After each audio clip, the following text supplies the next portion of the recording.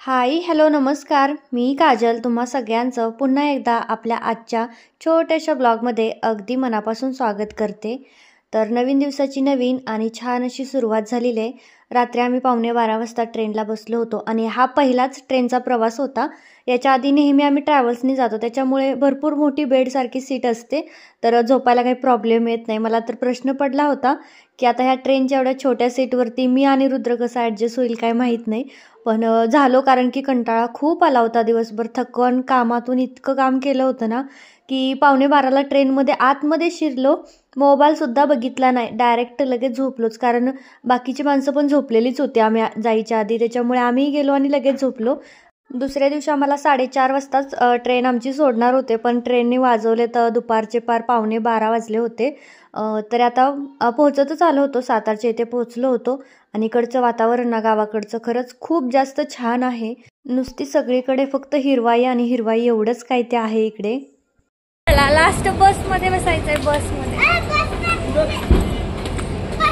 कुठे उतरला तू? सातारामध्ये. कुठं? सातारा काय आहे माहित आहे का तुला? अरे जिल्हा आहे आपला सातारा जिल्हा, मम्माचा जिल्हा आणि पप्पाचा सोलापूर आहे ना. तर चला फायनली आम्ही पोहोचलोय सातारमध्ये. आपल्याला आता बाहेरून कसं आहे, बाहेर आहे खूपच, सातारा पलीकडेच राहिलं. बस स्टँड कुठं आहे मग? हायवेला आपल्याला बस मिळेल. Oh my God. चला आता कसला प्रवास आहे. तर फायनली आम्ही पोहोचलोय सातारमध्ये. ह्यावेळेसचा प्रवास आमचा जास्त म्हणजे दगदगीचा नाही झाला, हे की नाही. तरी आमची ट्रेन 7 तास लेट होती, म्हणजे 6 वाजताची ट्रेन होती. रात्री 11:30 नाही 11:45ला आली आणि सकाळी सोडले आता आम्हाला 11 वाजता. 11ला इथं सोडलं. 11 नाही वाजले, 11:15 वाजलेत सातारला. आता इथून आमचं कसं आहे पुढचं माहीत नाही, कारण पहिल्यांदाच आम्ही सातारवरून चाललोय. आम्ही आधी पुण्यावरून मग तिकडनं डायरेक्ट सोलापूरला जातो, पण आता म्हटलं यावेळेस म्हटलं डायरेक्ट सातारा. आधीच आम्ही बुकिंग केलं होतं 1 महिन्याआधी, तरी वेटिंगवर होतं. परवा मग ते कन्फर्म झालं, त्याच्यामुळे मग रिलॅक्स होतो. आता इथपर्यंत तर मस्त प्रवास झाला. आता इथून पुढचा माहीत नाही कसा होतोय. रुदू कुठे जायचं तुला? कुठं? गावाला. आणि ह्याला तर इतकी मस्त मज्जा येते ना, गावाला जायचं म्हटलं की नुसता आनंद आहे ना. कधी एकदाच गावाला जाते असं वाटतं. काय करायचं गावाला जाऊन?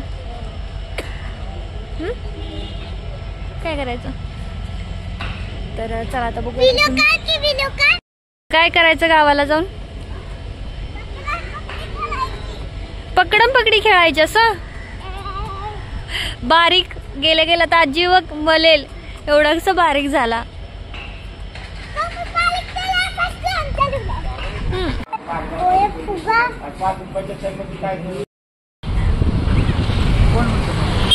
अजिंक्य ताऱ्याचा डोंगर आहे तो, झूम करून दिसतंय का?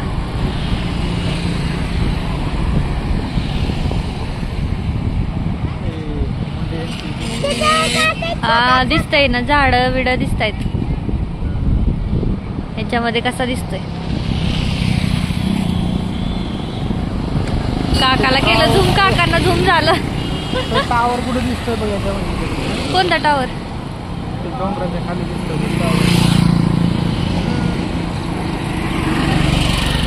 चला आता एसटी कधी येते काय माहित. काय झालं? काय झालं? एवढं रुसून का बसलाय? आता इथं गाडी मिळत नाही, त्याला काय करणार ना.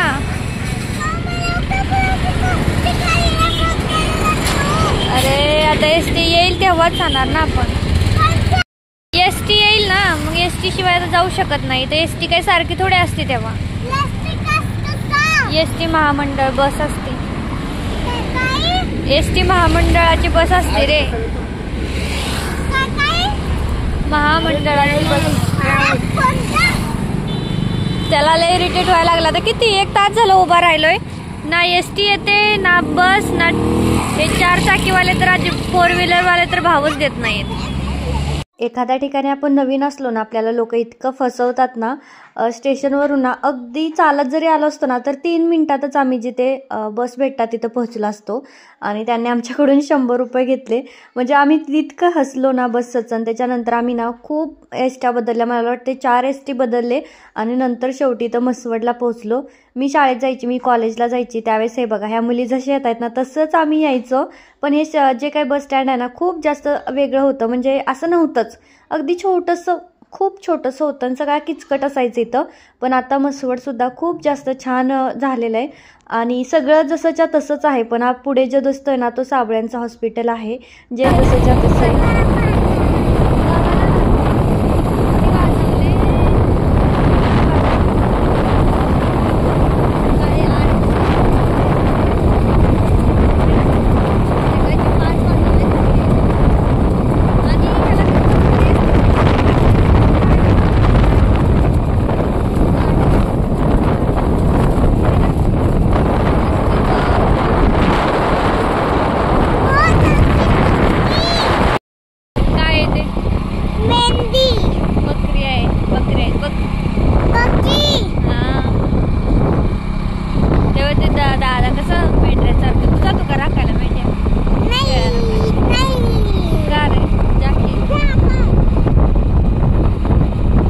लग्नाच्या ती ज्यावेळेस आम्ही ह्यांच्या ना म्हणजे माझा आता सासर आहे ना तर तिथं जाधववाडीला आमचा देव आहे. लग्नाच्या आधी आमचं श्रावण महिन्यातच म्हणजे जत्रा असते, आताच झाली. या घाटातून जायचो आणि हा घाट एवढंच काय ते मला सोलापूर जिल्ह्यातलं माहीत होतं, ते पण देवाला जाताना ना टेम्पोतून दिसायचं. आणि ह्या घाटाचं मला इतकं अट्रॅक्शन असायचं ना की आता घाट उतरणार वगैरे, खूप म्हणजे खूप जास्त असं ना वाटायचं. पण आता काही वाटत नाही, कारण आता सवय झाली सारखं जाऊन येऊन सारखं. रांजणीतून जळभावी, तर हा जो काही घाट आहे ना तर ह्याला जळूबाईचा घाट म्हणतात. खूप मोठा आहे आणि इथं जास्तीत जास्त ना मर्डर वगैरे होतात बरं का इथं, कारण हा खूप फेमस आहे. इथं म्हणजे कोणी नसतंच ना माणसं, जास्तीत जास्त ना असलेच इथून न्यूज बघायला भेटतात, म्हणजे सुरूच राहतच काही ना काही. इथे आता दिसायला जरी छोटंसं वाटत असेल ना तर ह्या झाडीच्या आतमधला वरती काहीच दिसत नाही. आणि पहिला आमची ज्यावेळेस जत्रा असायची ना त्यावेळेस गाडी इथं थांबायची आणि इथं सगळेजण उतरून भंडारा टाकून पाया पडायचे, का तर ना हा घाट व्यवस्थित उतरू दे. आणि एवढा काही मोठा नाही बरं का, जसं माणसांना वाटायचं नाही खूप मोठा असेल. आता मला सवय झाली ती खूप छोटा वाटतो.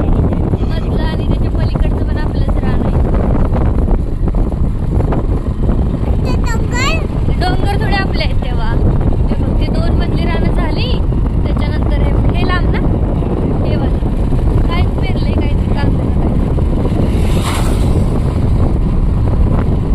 त्यानंतर ही बाजरीचं पण आहे ना.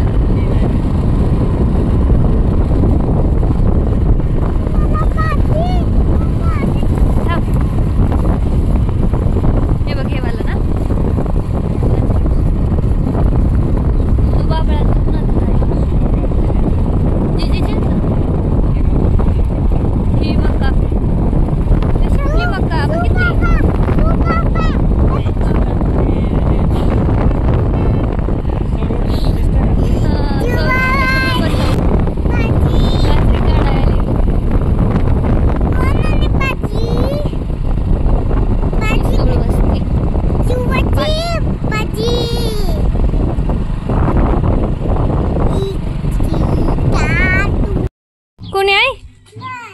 कोणीच नाहीये. कुठे गेली सगळे? फायनली चला घरी पोचलो. डमरूची सवासणी आहेत वाटतं, सवासणी आहेत तिथं मंदिरामध्ये देवळात वर जा, ढोल वाजतायत. जा सवासणी बघून आजी तिकडे असेल सवासणीकडे. बाकी सवासणीवरच गेले, तिथं वरती सवासणी जा बघ जा. अरे बापरे, माझा बेड कुठे लग्नातला? डुप्लिकेट पण माझा होता ना, आता मी झोपायची कशावर? अरे बापरे, इथं तर जोमानी तयारी झाली लग्नाची है ना. बेड आमचा बाहेर काढून टाकलाय, बहुतेक नवीन बेड येणार आहे म्हणून. आपला जुना झालाय. अरे यार, आपल्याला हे काय आता ही रूम दिली की काय आपल्याला?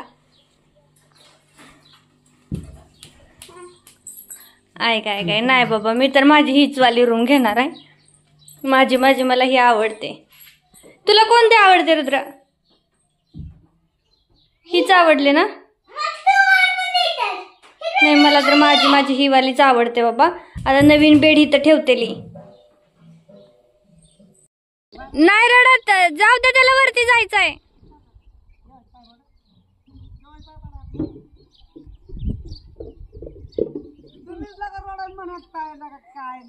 नाही, ते तुम्ही नवीन आहे ना, असं लगेच जाणार नाही. जा, त्याला वरती जायचं आजीकडे त्याच्या. हा हा, कसा हात टेकून चालतोय. नीट जा, पडशील घसरून. जा की पुढं वर जा. कुठल्या डोंगरात? मी गेली, पण ह्याला माहित नाही ना. ही काय शिकवायसाठी तर आणला आता घरी. ए खसखसवाल्या, चल इकडे ये. काय र? ए रुद्रा, कुठे गेला होता रे? हा पोरगा ना, ह्याच्यासाठी आला का तू गावाला? चल इकडे. याच्यासाठी तू गावाला आलाय का? हं, चपल्या कोणाच्या घातल्यात? अरे काय गरज होती एवढ्या लांब जायची? हा, चल घरी. मेंढ राखायला लागतो का आता? राहा मग इथंच मेंढ राखायला. चल घरी चल. आमच्या रुद्राला राखायच्या ती शेळ्या राखायच्या. कुणी लावला रे? कुणी लावला एवढा टिक्का? आजीने लावला का? कुठे गेला होता तो?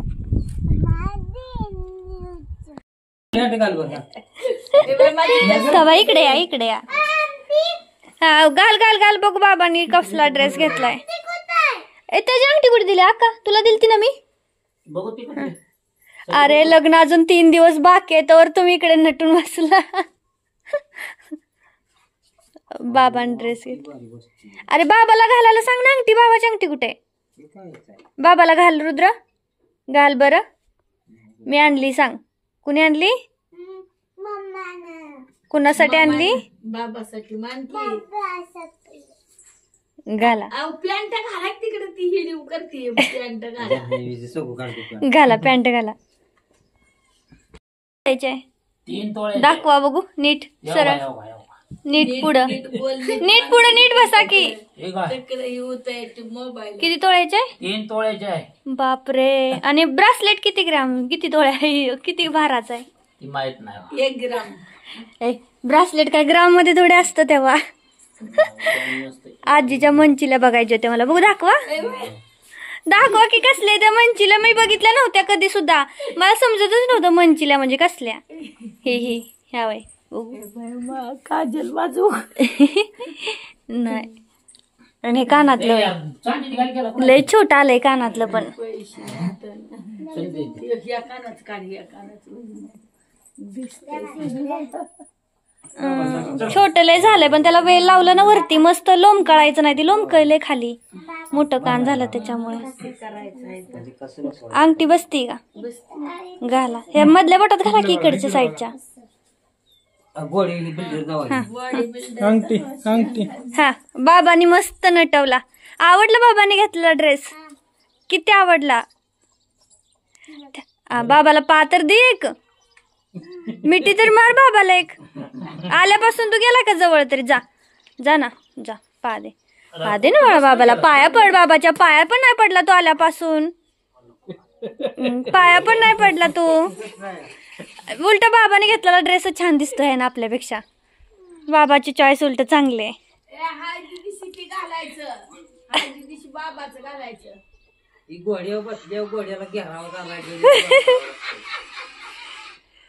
हिरो दिसायला लागला तू तर. हिरो काढायचं.